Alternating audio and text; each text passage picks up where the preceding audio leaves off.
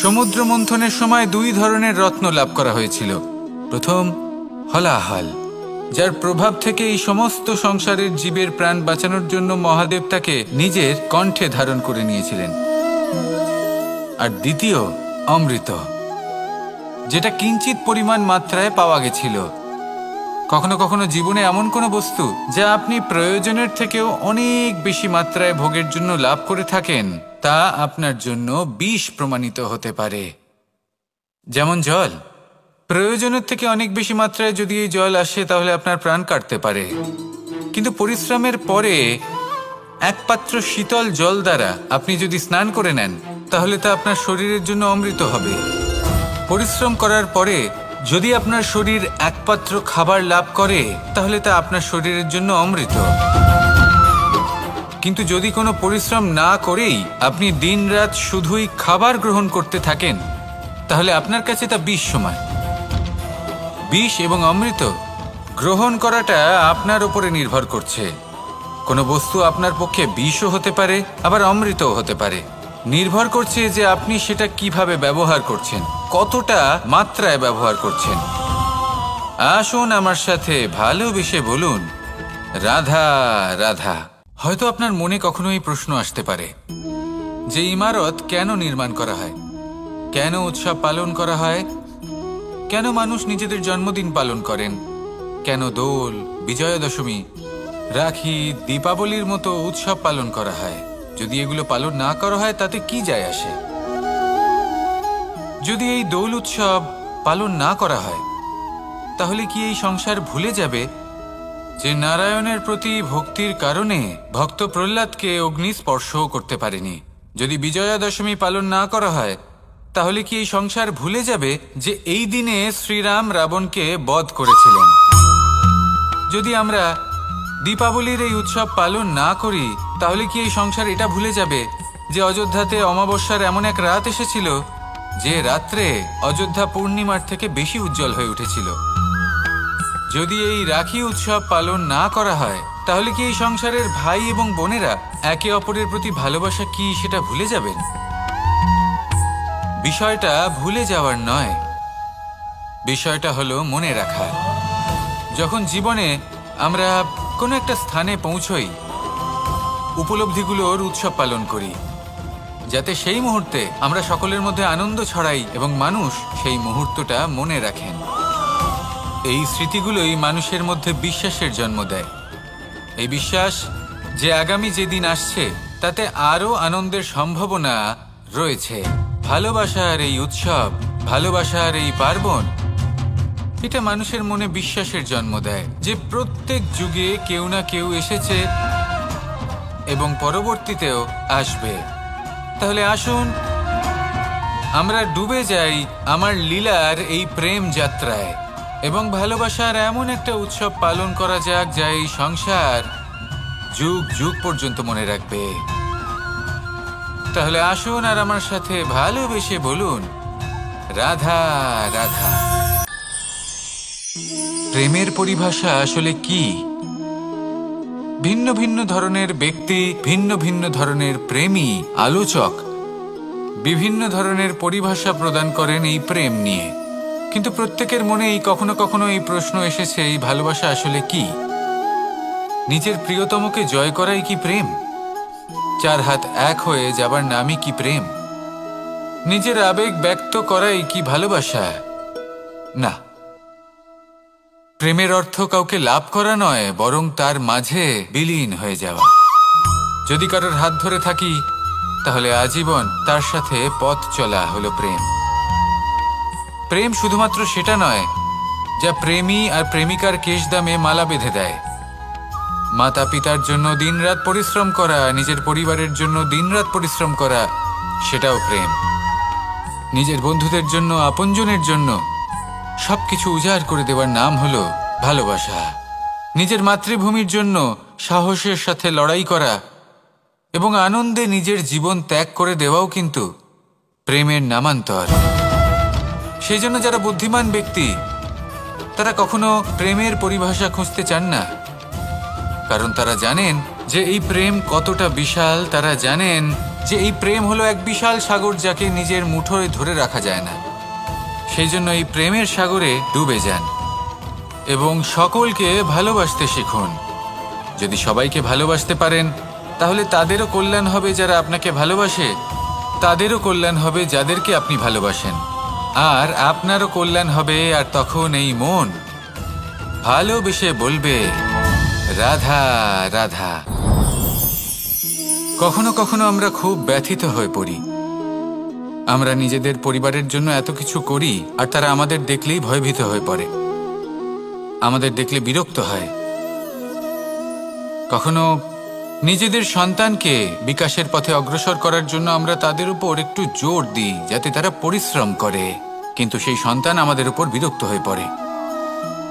কখনো সন্তানকে সঠিক শিক্ষা দেওয়ার জন্য আমরা তাদের কিছু সীমা নির্ধারিত করি, তখন সেই সন্তানের চোখে নিজেদের জন্য আমরা ঘৃণা দেখতে পাই। মানুষ কেন ব্যথিত হবে না? দেখুন, যখন সূচের দ্বারা আপনি বস্ত্র সেলাই করেন, তখন সূচের আঘাত সেই বস্তুকে সহ্য করতে হয়, কিন্তু তাতে সেই সূচ বা আপনার উদ্দেশ্যে কোনো প্রভাব পড়া উচিত নয়, কারণ আপনি তো আপনার কর্ম করছেন, আর তাও পূর্ণ নিষ্ঠা ভরে, এবং অবশেষে আপনার উদ্দেশ্য শুভ প্রমাণিত হবে। তাই কেউ বিরক্ত হচ্ছে বলে বা কারোর চোখে নিজের প্রতি ঘৃণা দেখার ভয় কখনো পিছিয়ে যাবেন না। কষ্ট না করে বিকাশ সম্ভব নয়। কর্ম করতে থাকুন, সব কিছু শুভ হবে। আসুন আমার সাথে ভালোবেসে বলুন, রাধা রাধা। মাতা পিতার মনে সবসময় এই বাসনা বাস করে যে ওনাদের সন্তানের যেন মঙ্গল হয়। নিজের সন্তানকে সেই সবকিছু দেবার সবসময় চেষ্টা করতে থাকেন যেগুলো তারা নিজেরা নিজেদের জীবনে কখনো পেতে পারেননি, এবং এই প্রক্রিয়ায় সবথেকে গুরুত্বপূর্ণ বিষয়টি ভুলে যান, নিজের সন্তানকে সেই জিনিস দেওয়া যেটা উনি সবথেকে আগে পেয়েছেন। আমি ধনের কথা বলছি না, আমি বলতে চাইছি নিজের অভিজ্ঞতা দ্বারা ওনারা যে মানসিক স্থিতি লাভ করেছেন, ওনারা যে মর্যাদা লাভ করেছেন, যে শিক্ষা ওনারা লাভ করেছেন, সবার আগে নিজের সন্তানকে সেটা দেওয়া প্রয়োজন। সেটা যদি নিজের সন্তানকে দিতে পারেন, তাহলে এই সন্তান জীবনে তার পথে এগোতেও পারবে, ধন অর্জনও করতে পারবে এবং শক্তিশালী অনুভবও করতে পারবে। সেই জন্য সন্তানকে সবার আগে সেটা দান করুন যেটা সব থেকে বেশি মূল্যবান। সেটা দিন যেটা আপনি সবার আগে লাভ করেছেন। আসুন আমার সাথে ভালোবেসে বলুন, রাধা রাধা। ধন, সম্পদ, ঐশ্বর্য, মানুষ হয় নিজের সৌভাগ্যের দ্বারা এগুলো লাভ করে থাকেন বা কর্মের দ্বারা। সৌভাগ্য আসলে কি? গ্রহের দশা, যা প্রত্যেক মুহূর্তে বদলাতে থাকে। কর্মের মাধ্যমে যখন আপনি ধন অর্জন করেন, তখন সেই ধন আপনার আগামী প্রজন্ম লাভ করে। সেটা হয় সে ভোগ করে বা তার জন্য তার ভোগান্তি হয়, আর এটা নির্ভর করছে আপনার কর্মের ওপরে। কি কর্ম করেছেন আপনি সেই ধনকে লাভ করার জন্য? যদি আপনি সৎ পথে চলেন, নিষ্ঠা ভরে আপনি কর্ম করে থাকেন এবং তার ফলে আপনি ধন অর্জন করে থাকেন, তাহলে আপনার আগামী প্রজন্ম সেটা ভোগ করবে, সেটা প্রয়োগ করবে নিজের বিকাশের জন্য। কিন্তু যদি আপনি কুকর্ম করে থাকেন, কোনো রকম ছলনা করে থাকেন এই ধন লাভ করার জন্য, তাহলে 100% আপনার আগামী প্রজন্মকে এর জন্য ভুগতেই হবে। তাহলে আপনি কি চাইবেন? যে আপনার আগামী প্রজন্ম সুখ ভোগ করবে, নাকি আপনার কুকর্মের পরিণাম ভোগ করবে? নির্বাচন আপনারই। আসুন আমার সাথে ভালোবেসে বলুন, রাধা রাধা। কর্ণ, সূর্যপুত্র কর্ণ, স্বয়ং সূর্যের পুত্র, দেবী কুন্তির প্রথম পুত্র। সেই কর্ণ যার একটি বাণ আমার রথকে, সেই রথ যার ওপর মহাবলী অর্জুন বিরাজমান ছিলেন, যার পতাকায় স্বয়ং হনুমান ছিলেন, সেই রথকে তার একটি বাণ ধসিয়ে দিতে পেরেছিল। দৈব কবচ কুণ্ডলধারী কর্ণ, সেই কর্ণ যুদ্ধক্ষেত্রে নিজের সমাপ্তির সম্মুখীন হলেন। কারণ কি ছিল? নির্বাচন। দুর্যোধনের সাথে বন্ধুত্ব রাখার জন্য তার অনুচিত কর্মে কোনোদিন কোনো প্রতিবাদ করেননি, তাকে সঙ্গ দিয়েছেন এই নির্বাচন। যখন দ্রৌপদীর বস্ত্রহরণ হচ্ছিল তখন তাকে বাধা দেওয়ার বদলে নীরব থাকার নির্বাচন, তার বিরোধিতা কখনো না করার নির্বাচন, এই নির্বাচনই কারণ হয়ে দাঁড়ালো কর্ণের পতনে। এই সংসারে সবার উপকার আপনি স্বীকার করতে পারেন, তাকে সম্মানও করতে পারেন, কিন্তু তার সামনে এতটাও নত হবেন না যে নিজের অন্তর্মনের কথাটা আপনি শুনতে না পান। নির্বাচন যদি ধর্মসঙ্গত হয় তবেই তা শুভ হয়। আসুন আমার সাথে ভালোবেসে বলুন, রাধা রাধা। ভীষ্ম একটা মহান নাম, দেবী গঙ্গার সুপুত্র। স্বয়ং বৃহস্পতি এবং পরশুরাম ছিলেন ওনার শিক্ষাগুরু। অত্যন্ত মহান যোদ্ধা ছিলেন, কিন্তু এই মহান যোদ্ধা ইনি ইতিহাসে আজ পর্যন্ত সেই সম্মান পেলেন না যার উনি যোগ্য ছিলেন। কারণ নির্বাচন। রাজসিংহাসনের সেবা করার প্রতিজ্ঞা নিয়েছিলেন উনি। এবার রাজসিংহাসনে যেই বসুক না কেন তার সেবা করা, তার প্রত্যেক আদেশ পালন করা, এটাই ছিল ওনার প্রতিজ্ঞা। তা সেই ব্যক্তি উচিত হোক বা অনুচিত, সে উচিত পথে চলুক বা অনুচিত পথে চলুক, সুপাত্র হোক বা কুপাত্র, উনি তার সেবা করতে থাকলেন, তার প্রত্যেক আদেশ পালন করতে থাকলেন, নিজের প্রতিজ্ঞা পালন করতে থাকলেন। ধৃতরাষ্ট্র নেত্রহীন অবশ্যই ছিলেন, কিন্তু এতটাও নেত্রহীন ছিলেন না যে উনি প্রজাদের চোখের জল, ধর্ম অধর্ম দেখতে পাবেন না। উনি সব বুঝতে পারতেন। আর এদিকে ভীষ্ম নিজে প্রতিজ্ঞাবদ্ধ হয়েছিলেন। দুর্যোধন অনুচিত পথে চালিত হচ্ছিল, তাও উনি তাকে সঙ্গ দিতে থাকলেন।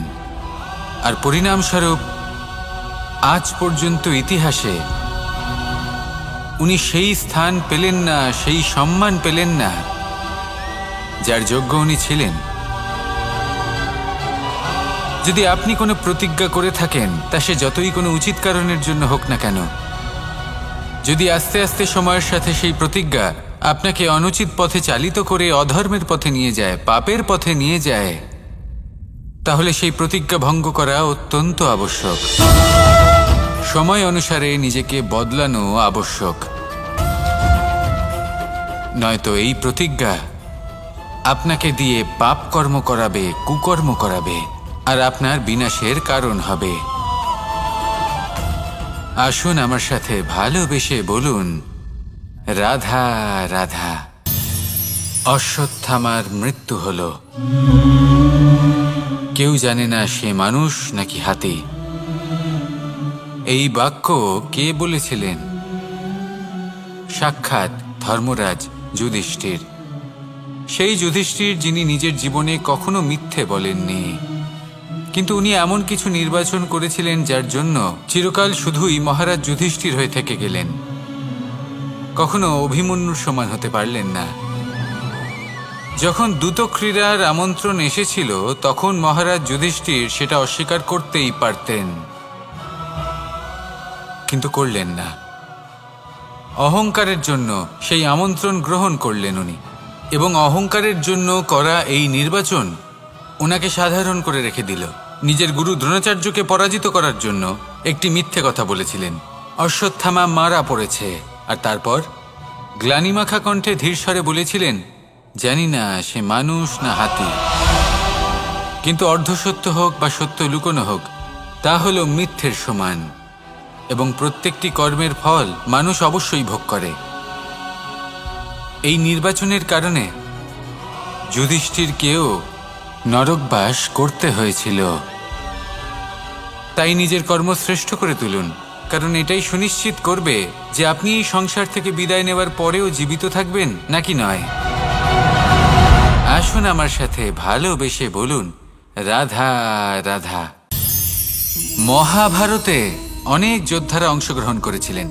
সবাই ছিলেন শ্রেষ্ঠ কুলের। কেউ কেউ ছিলেন বড় বড় রাজ্যের রাজা, কেউ কেউ ছিলেন দেবতার পুত্র। এনারা সবাই অংশ নিয়েছিলেন। এনারা সবাই শ্রেষ্ঠ কুলের, প্রত্যেকে ভালো পরিবেশ পেয়েছেন। কিন্তু সেখানেই অন্যদিকে ছিল বারবারিক, অসুরপুত্র বারবারিক। এবং এই অসুরপুত্র বারবারিকই এই সময় দাঁড়িয়ে ভগবান রূপে স্থাপিত হয়ে আছেন। পুজো করা হয় তাকে। কারণটা কি? নির্বাচন। বারবারিক